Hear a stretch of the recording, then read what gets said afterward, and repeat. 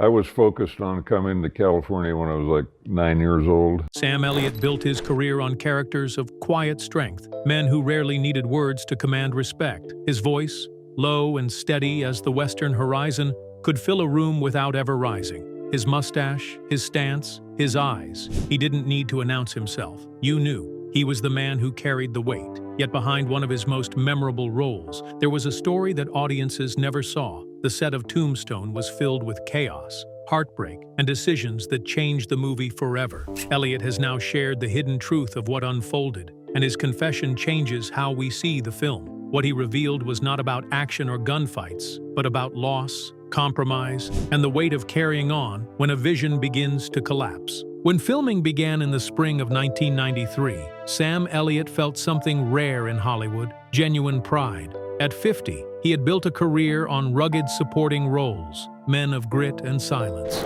He had been the cowboy in countless films, the authority figure with a conscience, but rarely the soul of a story. This time, stepping into the boots of Virgil Earp, Wyatt's older brother, he sensed the opportunity to give weight to a character rooted not in flash or bravado, but in duty. Kevin Jarre's script had impressed him from the moment he read it. Unlike so many westerns that lived only for shootouts and standoffs, this one cared about the men behind the guns. Every character had dignity, flaws, and a purpose that went beyond clichés. For Elliot, who valued truth above spectacle, it felt like the perfect fit. But from the earliest days on set in Arizona, his optimism began to crack. Kevin Jarre, as gifted as he was on the page, had never directed a film. Elliot noticed the problem almost immediately. By the third day, scenes were crawling. Jarre favored long, sweeping master shots that looked like something from the golden age of John Ford. But they drained the energy out of a script that demanded intimacy and fire. Close-ups that might have captured the heat in an actor's eyes were abandoned in favor of wide frames that left the performances adrift.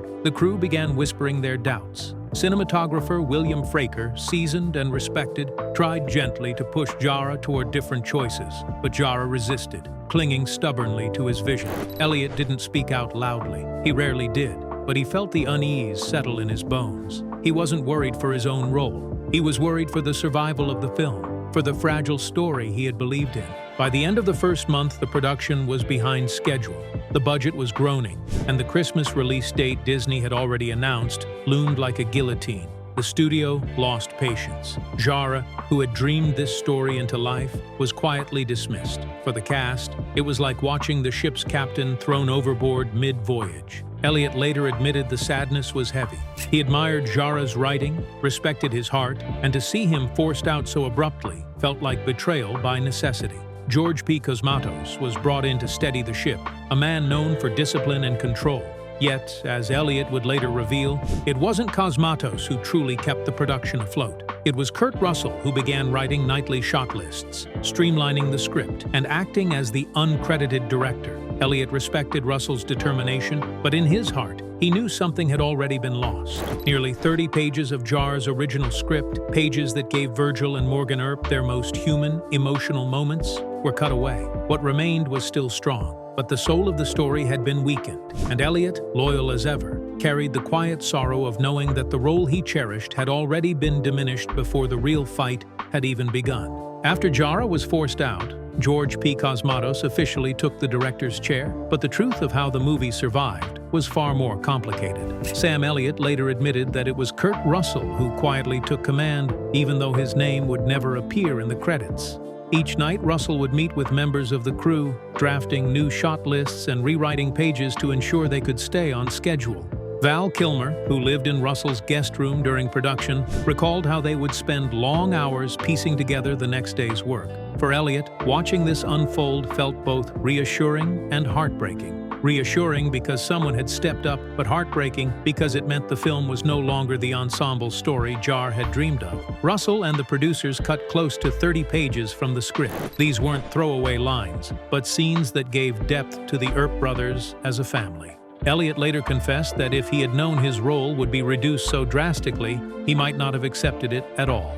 Virgil's struggles, his responsibilities, his emotional weight, all of it shrank as the film narrowed its focus to Wyatt and Doc Holliday. Elliot described sitting in a bar during production when a crew member told him he should have been cast as Wyatt. He smiled faintly, took a sip of his beer, and replied, "Tell me about it." That quiet remark revealed the disappointment he carried, but rarely voiced. Still, Elliot refused to abandon the project. He believed in the cast, in the power of Jar's original script, and in the bond that had formed among the actors. To salvage something of Virgil's presence, he slipped fragments of dialogue back into his scenes, protecting small pieces of character that otherwise would have been erased. It was a subtle act of rebellion, born not of ego, but of devotion to a role he felt deserved more than the cutting room floor. In his silence and persistence, Elliot embodied Virgil himself, a man who held firm to duty even when the world around him was crumbling. As the weeks dragged on, the set of Tombstone became less like a creative space and more like a battlefield. The change from Jara to Cosmatos was never smooth. George Cosmatos brought discipline, but it came at a cost. His approach was sharp-edged, prioritizing efficiency and control, and many on the crew felt suffocated. Cinematographer William Fraker, a veteran of the industry, clashed with Cosmatos repeatedly. Fraker wanted artistry. Cosmatos demanded speed. Their disagreements grew so heated that one day they drove golf carts straight into each other in a reckless act of frustration. 17 crew members eventually left the production under Cosmatos' strict watch. Sam Elliott, quiet by nature, absorbed this chaos with a heavy heart. He wasn't a man to shout or stir fights, but he could feel the weight pressing down. He had joined Tombstone believing in its script, its camaraderie, and its vision of the Earp family. Now much of that spirit felt fractured. He described the shoot as brilliant and painful at the same time. Brilliant because the cast gave everything they had. Painful because behind the lens, the movie often seemed moments away from falling apart. Adding to the tension was the looming deadline. Disney demanded the film be ready for a Christmas release in 1993, forcing the crew into grueling schedules. Days stretched long, reshoots multiplied, and exhaustion became routine. Jara's original material was pushed aside with only about 15 of his filmed moments surviving into the final cut. Elliot continued to show up every day, steady as Virgil Earp, but he could not ignore the sadness of watching Jar's deeper story vanish piece by piece. And yet, amid the anger and fatigue, a fragile unity formed. Kurt Russell kept writing nightly plans. Val Kilmer threw his weight behind him, and the rest of the cast stayed the course. Elliot knew the film might not be the layered masterpiece it had started as, but he still believed it could be saved. What kept him going was loyalty to his fellow actors, to Jara's words, and to the promise of finishing the story no matter the cost. While the cast of Tombstone struggled through reshoots and long nights, another storm was brewing just down the road. In New Mexico, Kevin Costner was filming Wyatt Earp with director Lawrence Kasdan. Unlike Tombstone, Costner's project had the luxury of time, a budget more than twice as large, and the backing of a studio eager to showcase one of Hollywood's biggest stars at the height of his career. For Kurt Russell, already weighed down by the chaos on his own set, this rival production became a source of anxiety. He wondered if audiences would even care about their smaller, scrappier film when a grand 3-hour epic loomed on the horizon. Sam Elliott remembered one evening at a Holiday Inn when Russell sat restless, filled with doubt about whether their movie would survive the competition. Elliott, always blunt, asked him what he was so worried about. Russell tried to explain the bigger picture, the money, the studio power, the star wattage of Costner, but Elliot cut him off with words that carried the same rugged certainty he brought to Virgil Earp. They haven't got this script, and they haven't got this cast. For Elliot, that was the truth that mattered. He had seen firsthand how Jar's dialogue gave the story its soul, and how actors like Val Kilmer, Michael Biehn, and Powers Booth were pouring themselves into their roles. He knew that no matter how polished Costner's version looked, it could never replicate the raw energy and chemistry on the Tombstone set. Even as Russell kept sweating over schedules and budgets, Elliot held firm in his belief that their film had already captured lightning in a bottle. History would prove him right. Tombstone, released in December 1993, earned $56 million at the box office, more than double what Wyatt Earp pulled in the following June. Costner's film, though beautifully shot, dragged under its own weight. While Tombstone became a cult classic, quoted by fans for decades, Elliot never doubted it. He had trusted in the words on the page, the grit of the cast, and the truth that heart always outshines spectacle. For most audiences, Tombstone is remembered for Kurt Russell's fierce Wyatt Earp and Val Kilmer's unforgettable Doc Holliday. Their lines became legend, quoted endlessly in bars, dorm rooms, and fan circles. Yet in the shadows of that fame was Sam Elliott's Virgil, the older brother, who carried a different kind of burden. Elliot later admitted that the cuts to the script robbed Virgil of nearly 30 pages of material, moments of family, moral struggle, and quiet reflection. Without those connective scenes, Virgil became more of a background figure than the fully realized heart Jara had written. Elliot confessed that had he known his role would be reduced so severely, he might have turned it down entirely. Still, he refused to let Virgil disappear. On set, he found subtle ways to slip fragments of character back in, lines whispered, gestures held a little longer, pauses that spoke volumes. One of the most overlooked moments in the film is when Virgil rescues a child before the violence of the OK Corral erupts. It passes quickly, almost buried in the chaos, but it reveals who Virgil really is, a man acting out of duty, not rage. That single action carries the weight of Elliott's entire performance, a reminder that justice, not vengeance, was the Earp family's true compass. Critics and scholars looking back now often call Elliot the moral anchor of Tombstone. His voice, weathered and steady, embodied the price of responsibility. He was not the gunslinger chasing glory.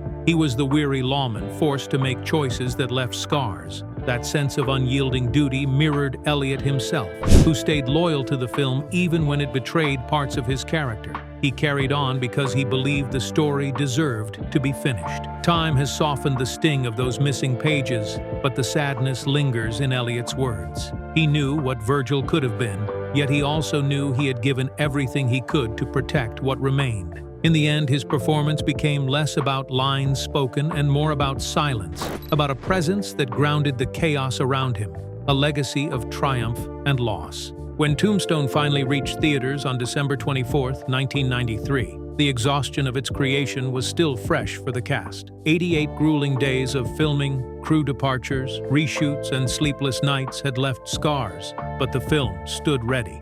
Audiences embraced it instantly. Val Kilmer's sharp-tongued Doc Stoll scenes, Kurt Russell's Wyatt radiated determination, and Sam Elliott's Virgil quietly anchored the family's sense of duty.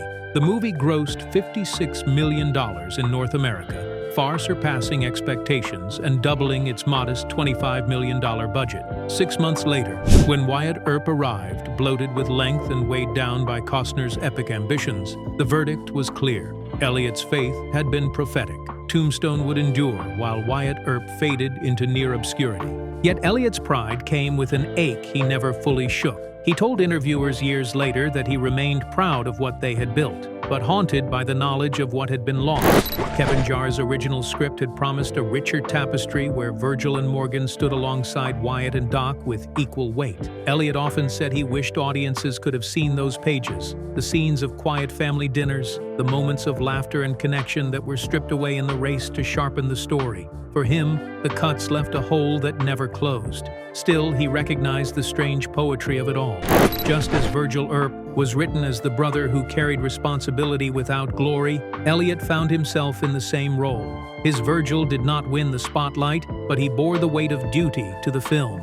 He kept faith when others faltered, delivered truth even when it was trimmed, and helped ensure that the story crossed the finish line. Decades later, fans and critics have come to appreciate that strength. In retrospectives, Elliott's Virgil is often called the moral compass of Tombstone, a presence that grounded the fire and spectacle around him.